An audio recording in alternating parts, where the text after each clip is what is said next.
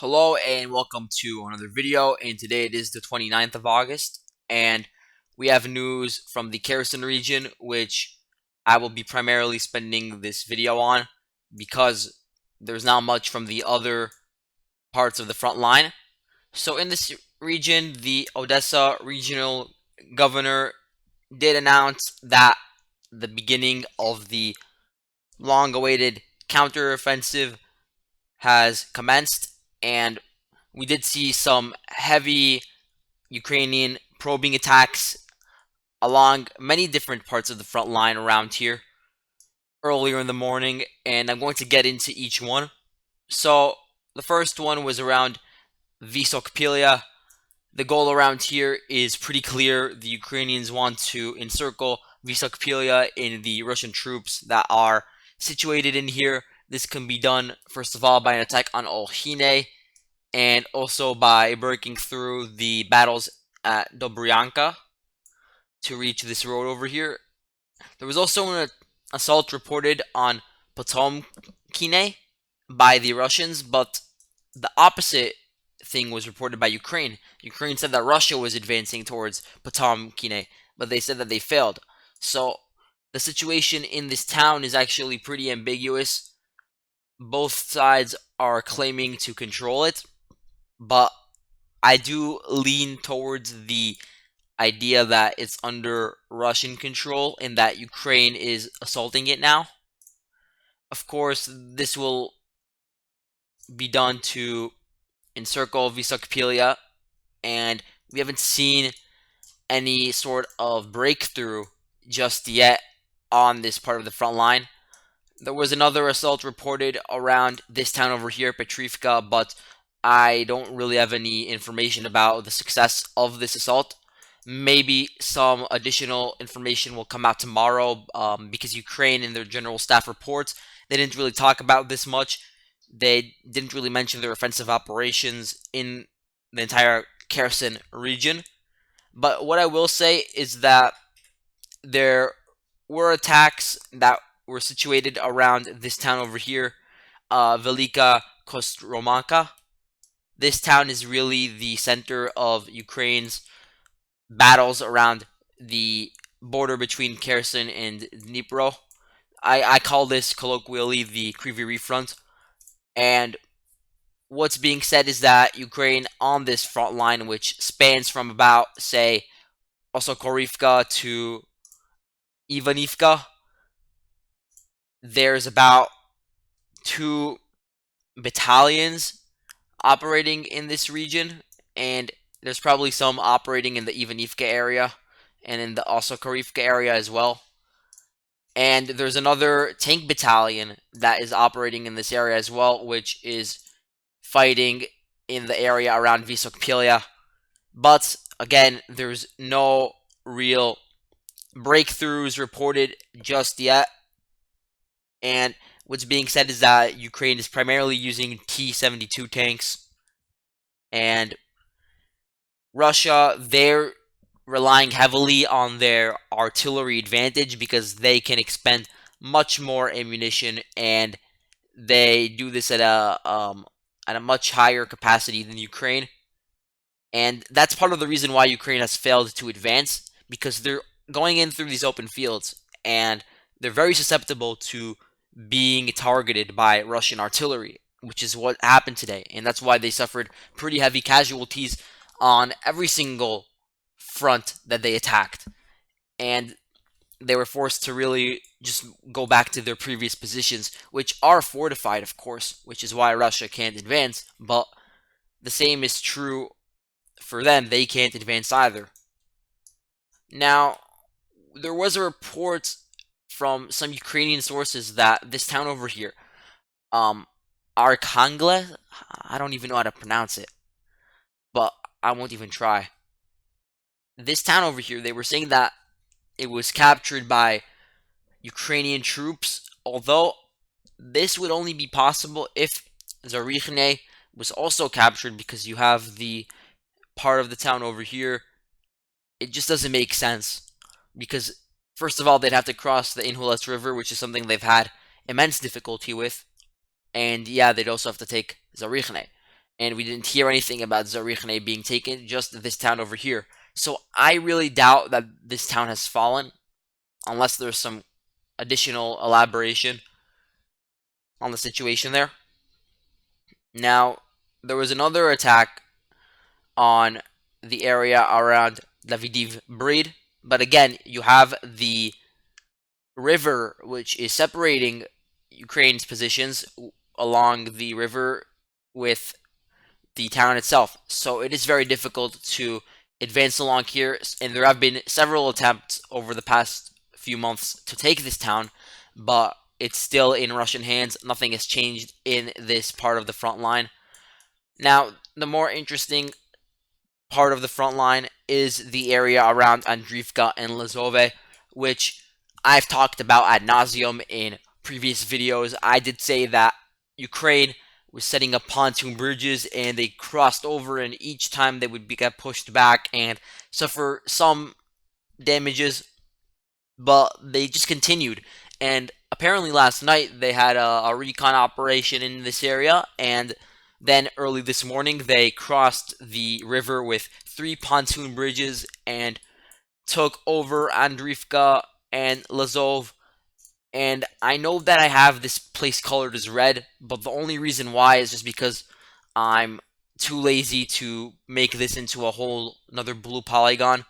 So I hope you understand that, because I would have to spend like half an hour going through each intricate line over here that I made for the rivers. So just know that these two are blue. I even have the dots marked as blue. And what's being said is that, first of all, they're advancing towards Bilohirka, but to my knowledge, not even the Ukrainian sources are claiming that it's under their control. But what is being contested at the moment is this other town over here, Suki Stavok.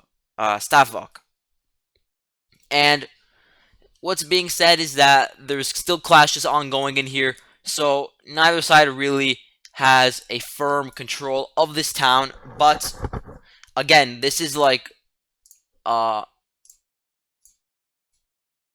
3 mile advance in the course of a day, which is a lot given the relative static nature of this front line. But again, they're going to get bogged down in here because Russia, their defensive positions were not along Andriivka and Lazov, because they had previously lost these two towns, and they were aware that taking it back, Ukraine would be very tenacious, and they just continue assaulting it. So they always had their positions probably along this road along here.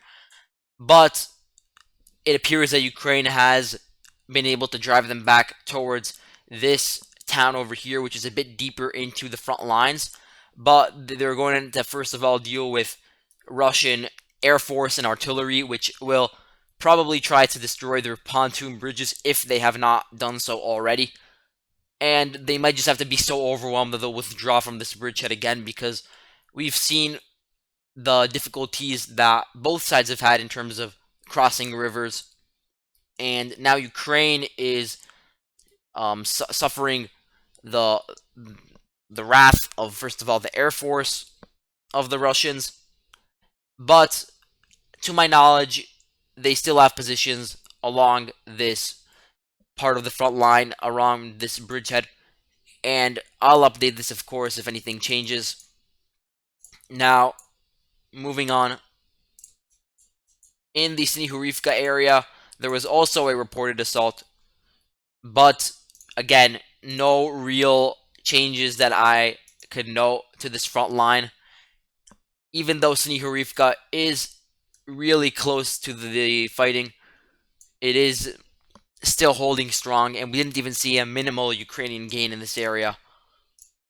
Where we did see an attempted assault was on Blahodatne, where Ukraine did attempt to advance back and recapture the town that they had lost, and they did send a squad, but after losing about 10 troops and 2 vehicles, they just decided to revert back to their original positions. So this is still under Russian control at the moment, and there was no real gains around here. But it did stall the Russian offensive. Now, let's move on to Pokrovske, where there was some more wide scale Ukrainian assaults. I'd say they're putting in more resources specifically towards this front than some of the other ones that I've talked about in this video. So there was early in the morning when the original news broke of this alleged counteroffensive. There was an attempted breakthrough throughout the area here in and around Pokrovske, and it was unsuccessful.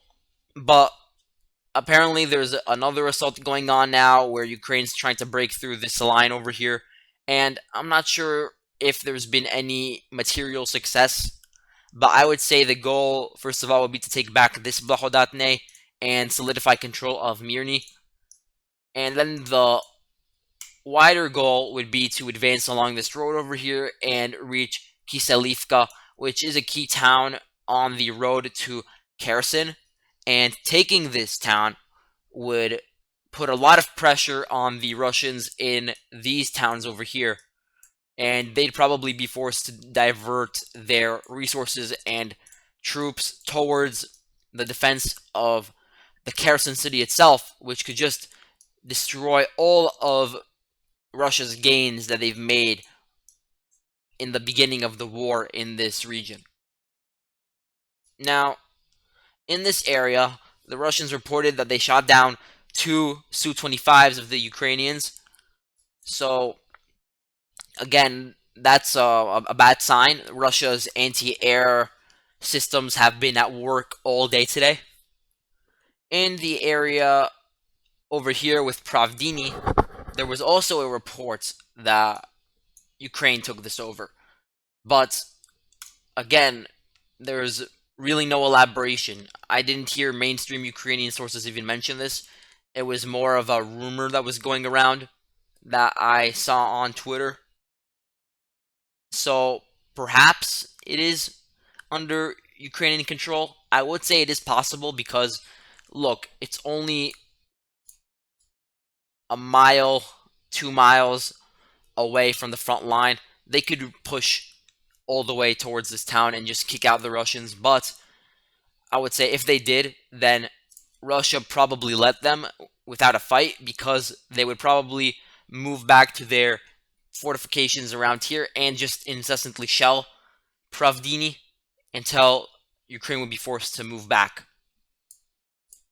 Now, the final spot that I will talk about is around Alexandrivka because apparently the Rybar map has changed. Originally, their map was showing that the front line was around here, which is very close to Lupareve, but now it's around here again. So I've just turned all this polygon black back to blue again, and the line where the fighting is situated around is this lake over here, Solonets Lake.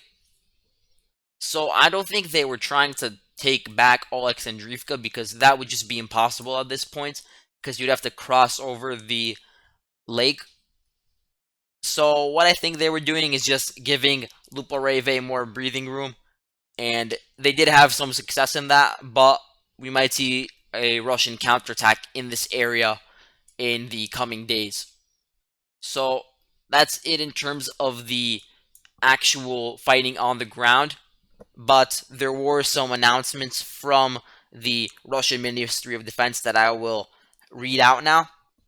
So they're saying that in this counteroffensive, which, again, let me remind you, started earlier today in the morning, the Ukrainians apparently lost 26 tanks, 23 BMPs, 9 armored vehicles, 2 Su-25s, and in total 560 casualties, which includes, of course, killed and wounded.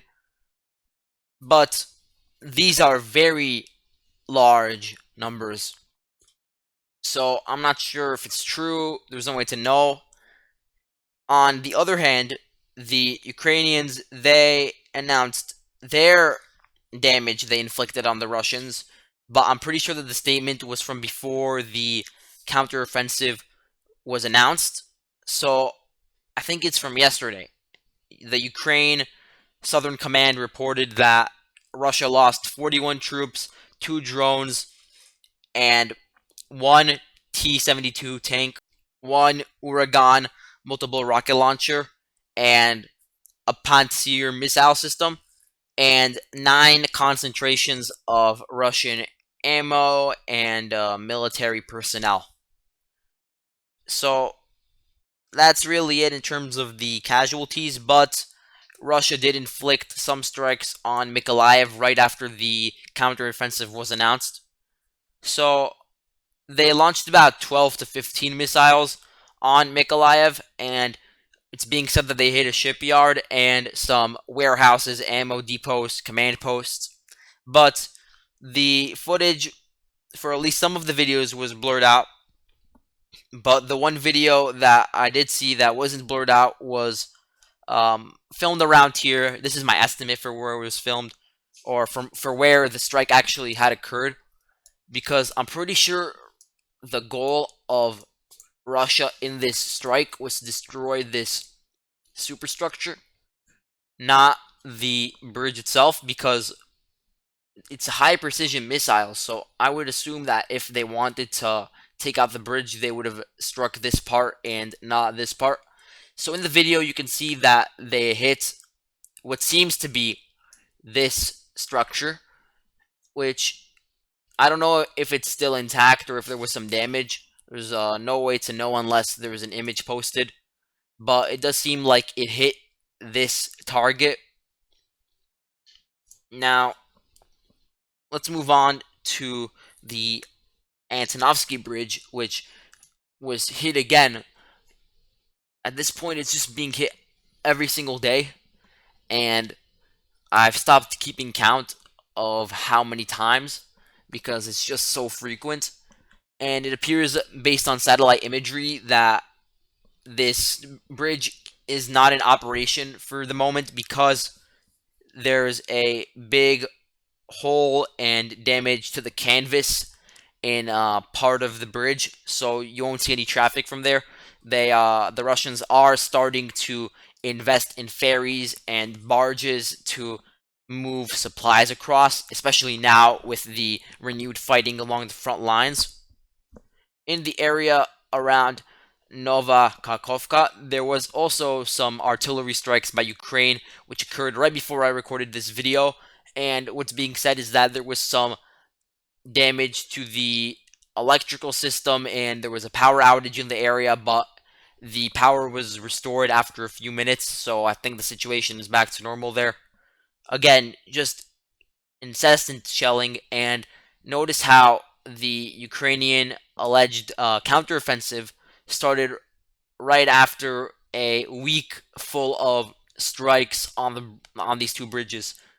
So I was thinking that probably that was done in an effort to disrupt Russian supply lines before they went forward with their offensive. But here's the thing. I don't think they were doing this with the goal of taking Kherson in mind, because I feel at this point that Zaluzhny and the higher ups can acknowledge that it's not going to be taken without some serious boost in manpower. So what I'm thinking they were doing in regards to this attack along the front line is they wanted to delay Russia's advances towards Mykolaiv, and they were successful at that. Russia clearly hasn't gained anything today, and I don't think they will for maybe a few days or maybe a week. So if that was the goal, then they were successful at delaying Russia's advances, which were incremental. To be fair, it wasn't anything serious. Like Mykolaiv itself is very heavily defended and it won't fall anytime soon, but there were advances that were occurring towards this town over here, Partizanske and Lyubny, some other towns around here as well. And it clearly was panicking the Ukrainians, so this might have been an effort to just delay the advances of the Russians So we'll have to see about that. Now let's move on to the Zaporizhia area where the IAEA will visit from the 31st of August to the 3rd of September. And the Ukrainian Foreign Ministry, they're saying that their goals with this mission is to provide physical safety for the power plant and to ensure nuclear safety and guarantee non-proliferation of the nuclear materials around here. So, in additional news, there were holes spotted in this structure over here. I think this is the special building number 1. I think that's what it's called in the power plant. And this comes after there were kamikaze drones and shelling of this area last night. And there are 3 holes. One of the holes is here, which is why I put the marker here. But I think there are 2 others like over here, roughly. And it did make a hole in the roof, and probably something fell into the building itself. But I don't think it caused any sort of damage to the functions of the plant itself. There was some pretty heavy shelling of an air radar yesterday, and the reason why I'm mentioning this and not other instances of shelling that just occur all the time on the front line, because undoubtedly there's always shelling by all sides that sometimes hit civilian areas, but the reason I'm talking about this is because it's so close to the power plant. There was shelling of some apartment complexes, and it was even in a parking lot. And what's being said is that it came from the southern Nikopol area just based on the trajectory of the shelling. It was probably staged around here, I'd say. And yeah, Ukraine was shelling pretty heavily this area, and there were 9 injuries to the civilian population in here. Now, let's move on to the Donetsk front, where there's not that much news to talk about, but in the Pesky area, I did make some updates to the map based on new footage that was released by the DPR forces that shows that they're clearing out this bridge area, which was really the linchpin of the Ukrainian defenses in this area, which is on the approaches of Pervomaiske and the outskirts of the western outskirts of Pesky. So by dislodging Ukraine from here, they've opened up an opportunity, first of all, to take over all this area and finally kick out the Ukrainians from the plant breeding station, and then, yeah, advance towards Pervomaiske itself, which is what they've been working on for like a week and a half now, 2 weeks maybe. And it seems like this is no man's land now, although I could see Russia entering now. There's no real material significance to taking control of the bridge, though, because it is not really under construction anymore. It was destroyed by the shelling.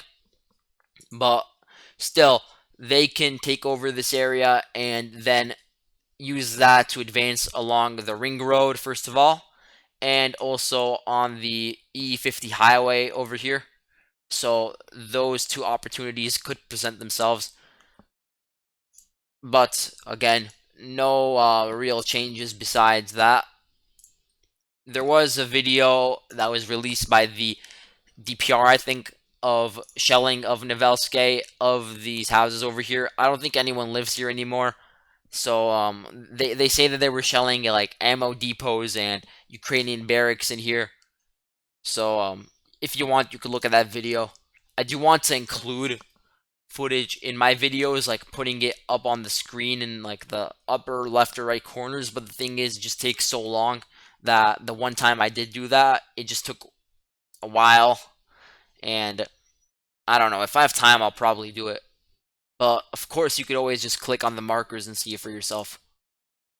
Now, in the area around here, which is the Donetsk airport, I had originally thought that all of it was 100% secured by the forces of the DPR, but it seems like based on new footage, Ukraine does have some positions remaining on the western periphery of the airport because there was a video provided of Russia striking a trench in here. And some Ukrainian sources were reporting that it was actually Ukraine striking this trench, but it seems more likely that because Ukraine has a presence here, that Russia was behind the strike. And this is also agreed upon by Rybar on their map. This part is also under Ukrainian control. So, yeah, I just changed my map to reflect that. Although I could see the DPR forces and also the Russian forces dislodging the Ukrainian forces in here. The reason why it took so long is because Ukraine has really entrenched this area. You could even see on Google Maps how all these trenches were built. Like, look at this. This is just one example, and there's probably much more that was recently built or wasn't caught by the satellite imagery. You could see also around here in all this area there's trenches. The entire airport is filled with these fortifications, and it's been hotly contested since the beginning of the war. And once it is taken, I could see the focus shifting towards reaching this ring road over here. And then and only then will we see the fighting reach Vodiane and Opitny. Now, let's move on to the next part of the front line, which is Kodema. I need to mention this. So, I talked about how there were some claims that Kadema was fully under control of Russia, but this is not true to my knowledge unless there was some additional footage posted while I was recording this video. So, just based on the geolocation, which is over here, the Wagner group is at least in some parts of Kadema, but Ukraine does still have positions, not necessarily in the town itself because it is not a good position to be in, but on the western outskirts of it, where they probably do have these defensive fortifications built around here, for instance, maybe over here, along these bushes. So they do have some defensive positions being built around here because they've already basically acknowledged that Russia will take over the town, so they're just shifting their focus towards this new defensive line, which will keep the Russians at bay for a while. So they need to work through these new trenches around here and push them out towards the two towns over here that I talked about previously. There was also a lot of talks, not necessarily today, but in previous days, about fighting around Mayorsk, which isn't even mentioned as a town on Google Maps, but it's located around here. And I just want to talk about how there was fighting going on around here, and there was at least one report from a Russian source that it was fully under their control, but this was not replicated by any other Russian sources. So I'm not even sure if it's under Russian control. I think it's still contested for the moment. But if it were to fall, then this position could be used to further advance along this road and assist with the battles ongoing south of Bakhmut. Also, I did change this polygon over here just to give Russia more positions because I don't think that Ukraine is in control of these open fields around here. Now, that's really it, besides the fact that there were some strikes reported on the Kharkiv military building. I think it was called the Regional Military Administration building, and there was some damage done to it. In addition, there were some strikes on Sumy. It was shelled 82 times yesterday, and today it was shelled 16 times. This is becoming a common phenomena along the Sumy and Russian border. Also, I will add that Russia claimed to have done a major airstrike in the Dnipro region where they said that they hit the deployment point and ammo depot of the 108th Territorial Defense Brigade and formations of the Idar and Azov battalions. and they say that they destroyed up to 100 militants and 20 units of military equipment and 3,000 rockets for MLRS systems.